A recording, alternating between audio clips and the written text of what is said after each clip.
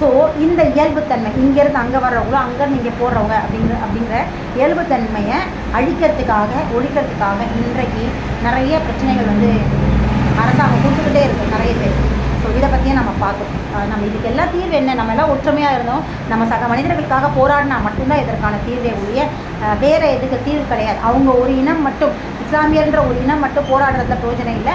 நம்மளும் சேர்ந்து அவங்களுக்காக போராடினாலும் குரல் கொடுத்தால் மட்டும்தான் அங்கே மத்தியத்தில் வந்து அந்த குரல் அடங்கும். ஏன்னா அவங்க வந்து என்ன பண்ணுறாங்கன்னா, இந்துக்களை கிளப்பி விட்டு இஸ்லாமியர்களுக்கு எதிராக திருப்புறதும், இஸ்லாமியர்களை தூண்டி விட்டு இந்துக்களுக்கு எதிராக திருப்புறதும், இதற்கு எல்லாத்துக்கும் கிறிஸ்துவர்களை வந்து கொண்டு மற்ற ரெண்டு ரிலீஜியனையும் டாமினேட் பண்ணுறதுமான நிறைய அரசியல் சிக்கல்கள் வந்து ஏற்படுத்திக்கிட்டே இருக்குது. இது எல்லாமே இந்த கடந்த 10 வருடங்களாக தான் அந்த மோடி ஆட்சிக்கு வந்ததுக்கப்புறம், மோடி அரசு ஆட்சிக்கு வந்ததுக்கப்புறம் தான் இந்த சிக்கல்கள்லாம் ஏற்படும். ஸோ இதுலேருந்து கலையணுன்னா நம்ம தான் கொஞ்சம் சூதனமாக நடந்துக்கணும், சரிங்களா? வேறு என்ன இது நம்ம பார்த்தோம், பழங்குடியினர் பற்றி பார்த்தோம், இறப்பு பற்றி நம்ம பார்த்தோம். பக்தி பாடலில் வந்து இறப்பை பற்றின மிக முக்கியமான இடம், அதாவது அந்த பொண்ணுடல் வந்து உயிர் சக்தி, அதாவது அந்த உடலை விட்டு உயிர் சக்தி வெளியேறினதுக்கப்புறம் இந்த உயிர் சக்தி இந்த பிரபஞ்சத்தோட பஞ்சபூதங்களோட ஐக்கியமாகும். திரும்பவும் என்ன ஆகும்னா அதோடைய முன்னாடி, அதாவது அதோடைய முன்னாடி தன்மை, அதாவது எப்படி தோன்றுதோ அந்த சுழற்சிக்கு மறுபடியும் போயிடும், திருப்பி அந்த முதல் சுழற்சியிலேருந்து வரும் அப்படிங்கிறது தான் நம்ம பார்த்தோம் இல்லையா? இதை வந்து நம்ம புரிஞ்சுக்கலாம் அப்படின்னா, நம்ம முன்னோர்கள் ஒரு வார்த்தை சொல்லுவாங்க அடிக்கடி, 7 பிறவி இருக்குது சொல்லுவாங்க இல்லையா? 7 ஜென்மங்கள் இருக்குது, அடுத்து 7 பிறப்புகள் நம்ம பிறப்போம் அப்படின்னு சொல்லுவாங்க இல்லையா? 7 பிறவிகள் இருக்குது, 7 ஜென்மங்கள் இருக்குது. அப்புறம் நான் வந்து என்ன பாவம் செஞ்சனும், என்ன நான் ஏற்கனவே நான் இவ்வளோ கஷ்டப்பட்டுருக்கேன், இனி பாவம் செஞ்சு அடுத்தடுத்த பிறவியில் நாயாவோ குதிரையாவோ புழுவாவோ பூச்சாவோ கழுதியாவோலாம் பிறக்கக்கூடாது, மனித பிறவி கிடைக்கிறது அரிது, இந்த மாதிரிலாம் சொல்லுவாங்க இல்லையா? இந்த வார்த்தைகளுக்கு பின்னாடி இதை வந்து சும்மா ஒரு கோபத்துலையோ ஆத்திரத்துலையோ வர்றது கிடையாது. நம்ம முன்னோர்கள் பாரம்பரியமாக உண்மையை வந்து தத்துவத்தை, பிரபஞ்ச தத்துவத்தை வம்சாவழிகளாக கடத்திட்டு வந்த வாசகங்கள் தான் இதெல்லாம். 7 ஜென்மங்கள் அப்படின்னா என்ன அர்த்தம்னா 7 பரிணாமங்களை தான் 7 ஜென்மங்கள்னு சொல்கிறாங்க. அப்போது ஒரு மனிதன் வந்துட்டான் அப்படின்னா அவன் சாதாரண மனிதனாக இருக்கிற வரைக்கும் அவன் ஜென்மம் முடியுது இல்லையா? அவன் அடுத்த நிலையான 8வது பரிணாமத்துக்கு போகலை. அது ஒரு சிலர் தான் அந்த 8வது பரிணாமமான சித்த நிலைக்கு போகிறவங்க. அதுக்கடுத்தது 9வது நிலைக்கும் போவாங்க, சித்தத்துக்கும் மேம்பட்ட நிலை.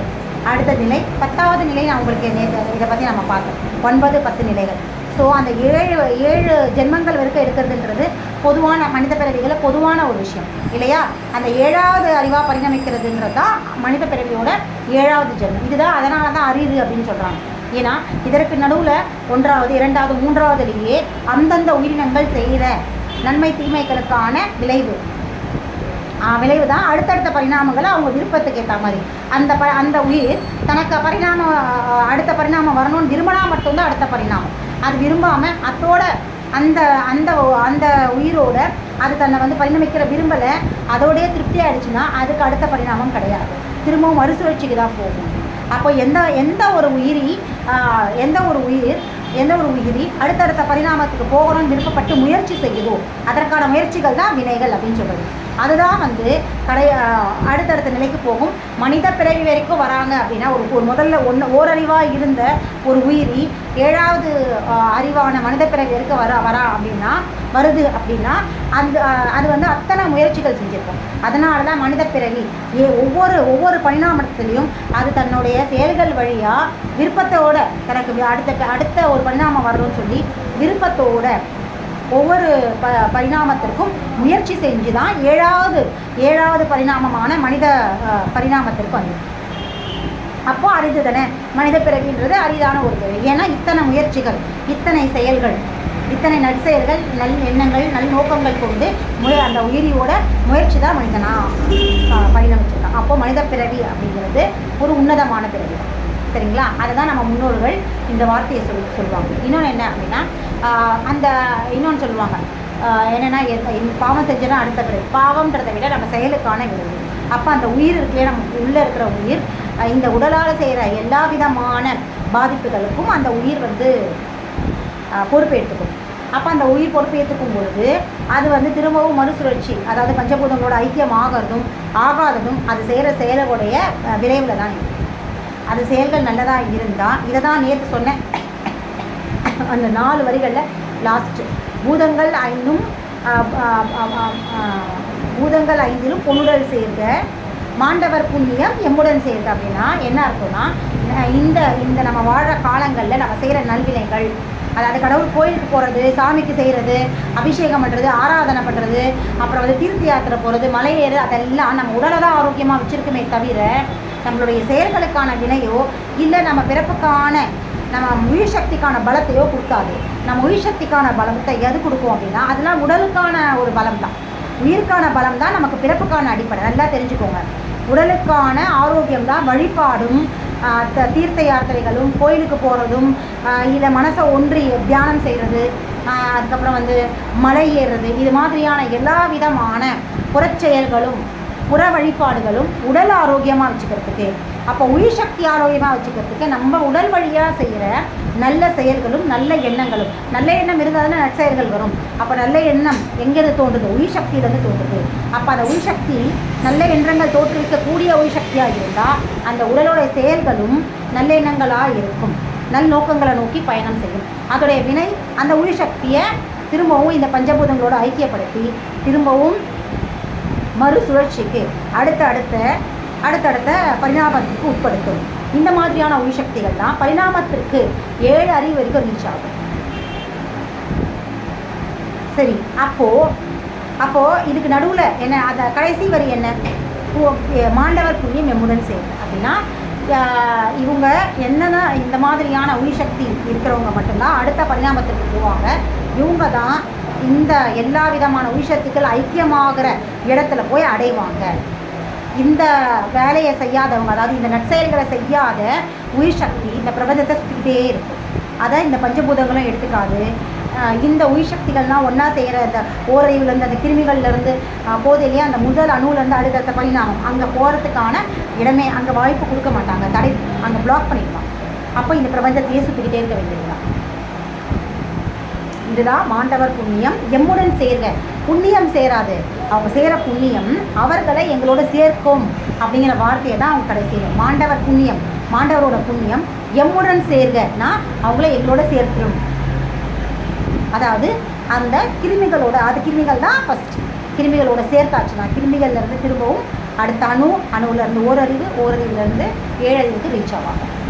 இதுதான் அந்த நேற்று பார்த்த அந்த வாக்கியத்தோட ஒரு இதுதான் நம்ம முன்னோர்கள் தங்களுடைய வழக்கு மொழிகள் பேச்சு மொழிகளோட கடத்தப்பட்ட ஒரு விஷயம். இதில் நான் நாயாக பிறப்பணும் இதுவாக பிறப்பணும்னா எந்த அளவுக்கு நற்செயல்கள் அவங்க செய்கிறாங்களோ அந்த அளவுக்கான அவங்களுக்கான பரிணாமங்கள் கிடைக்கும். அந்த உயிர் தானே எல்லாமே. அப்போ அந்த உயிர் செய்கிற நன்மை அதற்கான அடுத்த பரிணாமத்திற்கான உந்துதலை கொடுத்துக்கிட்டே இருக்கும். அந்த உயிர் செய்கிற அந்த மனிதன் அப்படிங்கிறது தானே லாஸ்ட், அதுக்கப்புறம் திருப்பி கீழே தானே வரணும். அப்போ கீழே வரும்பொழுது அந்த லாஸ்டான உயிர் சக்தி இந்த 7 பரிணாமத்திலும் எந்த அளவுக்கு அதை உயிர் சக்தியை பலமாக வச்சுருக்கோ அந்த அளவுக்கு அது மறுசுழற்சிக்கு வரும், மறுபடியும் மனித பிறவியாக வரும், மறுபடியாக உருவாகிறதுக்கான பரிணாமம் கிடைக்கும். ஆனால் அதை எந்த அளவுக்கு கெடுதல் அதிகமாக நினைக்கக்கூடிய உயிர் சக்தியாக இருந்து அதன் வழியாக உடல்களும் வந்து கெடுதல் செய்கிற அதிகமாக செய்யக்கூடிய ஒரு உடலாக இருந்தால் அந்த உயிர் சக்தியோட உந்துதலின் பேர்லையும் உயிர் சக்தியோட தூண்டலின் பேரில் தானே அந்த உடல் செய்யுது.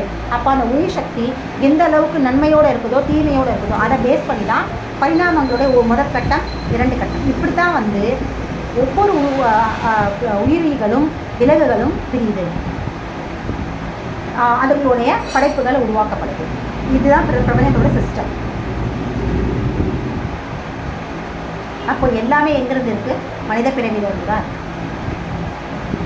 இதுதான் ஆதி அந்தம் சொல்லுவோம். ஏன்னா ஆதியும் அவனே மனிதன் தான், அந்தமும் அவன் தான் முடிச்சு வைக்கிறான், அவன் தான் ஆரம்பிச்சு வைக்கிறான். இதை சொல்றது தான் திருவண்ணாமலை தீபம். உயிர் சக்தி யார்? அது பெண். அதுதான் நெருப்பை எதுக்கு காட்டாங்க திருவண்ணாமலையில் ஆதியும் அந்தமும் அப்படின்னா உயிர் சக்தி அப்படின்னா அந்த பெண் அப்படிங்கிற ஒரு உயிர் சக்தி நன்மையை செஞ்சால் ஆணுன்றவன் உடல், அவன் தானே உடல். அப்போ அந்த உயிர் சக்தி தாங்கி இருக்கிற உடல் நல்லா இருக்கும், நன்மைகளை செய்யும். அப்போது யாருக்கு இங்கே பொறுப்பு அதிகமாக இருக்குது? பெண்ணுக்கு தான் பொறுப்பு. அப்போ இங்கே இருக்கிற பெண்கள் எல்லாருமே நல்ல மனதோட நல்ல நோக்கத்தோட நற்செயல்கள் செய்கிறவங்களா இருந்தால் அந்த உயிர் சக்தியை தாங்கி இருக்கிற உடல், அதாவது ஆண், அவன் நல்லவனாக இருப்பான், ஆரோக்கியமானவனாக இருப்பான், எல்லா விதமான நற்செயல்கள் செய்யக்கூடியவனாகவும் இருப்பான். அப்போது இந்த பிரபஞ்சத்துடைய ஆதி பகவன் 2 பேருமே நல்லவங்களாகவே இருப்பாங்க. அப்போ 2 பேருக்குரிய வம்சாவளிகளும் மிக ஆரோக்கியமான ஒரு சூழல் இருக்கும், எந்த விதமான பிரச்சனைகளும் இருக்காது. அப்போ பிரபஞ்சம் சுழற்சியில் நடந்துக்கிட்டே இருக்கும், அப்போ பரிணாம வளர்ச்சி நடந்துகிட்டே இருக்கும், மனித இனம் பெருகும்.